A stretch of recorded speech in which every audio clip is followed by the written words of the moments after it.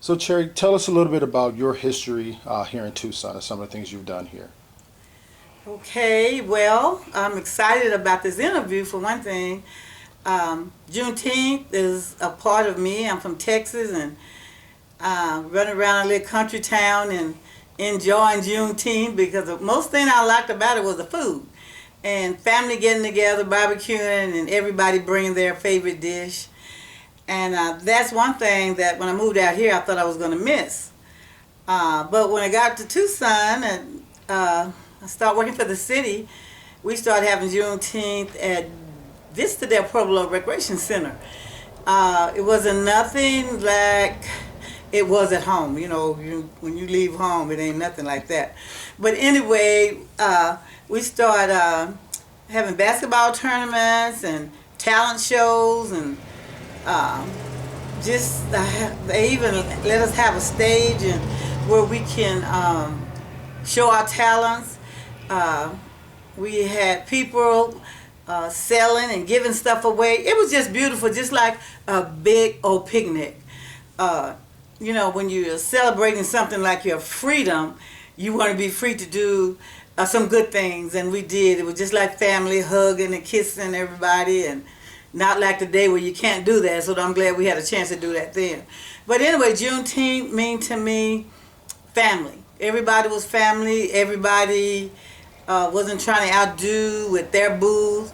It was just something really wonderful. And then they took it to Kennedy Park. And it wasn't as good as it was when we were at Vista del Pueblo because then they was giving us free booths.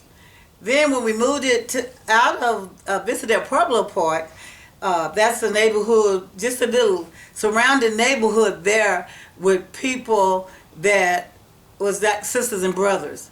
Then when you expand, that's when things start happening. Everything, you can't capture the love of family the way we did at Vista del Pueblo. But anyway, I truly enjoyed it. I moved out here to get away from Texas and expand my ministry. I am a missionary and I love it. I do quite a bit of things. Police advisory board for 4 years, and I render prayer sometime at the mayor and council office. And one thing I always tell people, it ain't about me. It's about spreading the word. But anyway, I love Juneteenth, and each year, then we went to Donna Liggins Park, one of the famous people here, Donna Liggins Center was named after her. So some great things have happened here to us since our freedom. It's nothing like being free. We heard from our ancestors a lot of things that happened and we wasn't free. And then when we found out that we could be free, then we went wild. We just started doing everything that make us happy. And I think that is part of God's plan. He don't want, no one is over us but him. So, being in captivity and all of the stories we've heard about slavery, we had to overcome all of that stuff. And I thank God that I was a part of it because it was a learning experience for me. Then I can tell my children and they can tell their children when they hear the story about Juneteenth, because some we don't want to be in that era. We don't want to do that. That don't sound good and this and that. But it is, can I say, a pot of gold at the end of the rainbow, because now it seems like everybody has come together. I've been with Juneteenth for many years, over 30 years, and I truly enjoy it.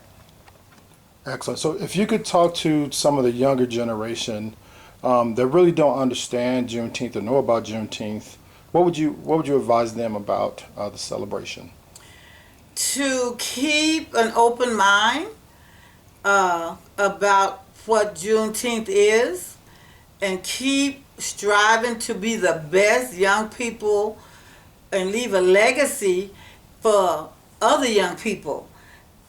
A positive legacy. We could say, oh, Juneteenth wasn't this, oh, Juneteenth on that, but Juneteenth was one of to me, a gift from God because of how everything is right now.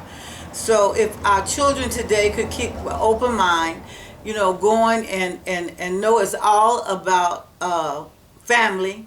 That's the atmosphere that we wanted. It's not about who can sell the best ribs and who can cook the best fish. And because my sister Ellen Jones and Joe Alice Payne, we had a booth, and people would come from Phoenix just to get my tacos and my sister's catfish. And I woke up one morning on my job, and they brought me a news article with our picture in there, and it was showing our fish, and they said that I'm known for my tacos, so they named me Black Rosarito. So it's just been a lot of good things that have come out of Juneteenth over the years, and I am truly thankful. So if our children keep an open mind and not, Juneteenth wasn't this, it's all about slavery. It's not. It was a way to bring us together as family and to let people know that it is something positive and not nothing negative. And who are some of the people, originators of the Juneteenth? I understand when it first started at Vista del Pueblo, you were actually working at a store right there. Who are some of the people that you remember as a part of this in the beginnings? Poor Jim Foley. He was one of, Poor Jim Foley and myself ran the center down and up on the mountain they call Vista del Pueblo. And at that time, it was not a favorable place to work. All kind of event happened and fights and stuff, and they called Po Jim and I the police. They wouldn't call the police, they'd call me and Po Jim. And we go out there and we stop them, and then everything get back to normal. Over the years, they came to appreciate that it was a place for, we wanted to be able in a safe place for our young people to come, and also parents. And then we had some of our grandparents there. They would all come and bring their chairs and sit up tents and tables and free food, and we just had a good time over the years. So it was a legacy that I would love for our young people today to know that Juneteenth is something meaningful and not just, that's just old Juneteenth. Excellent. Thank you so much, Miss Cherry. I really appreciate this time and effort, and I think this will live a long time in people's minds. And again, Tucson, this is a living legend here in Tucson, Miss Cherry Jackson. Thank you. Thank you.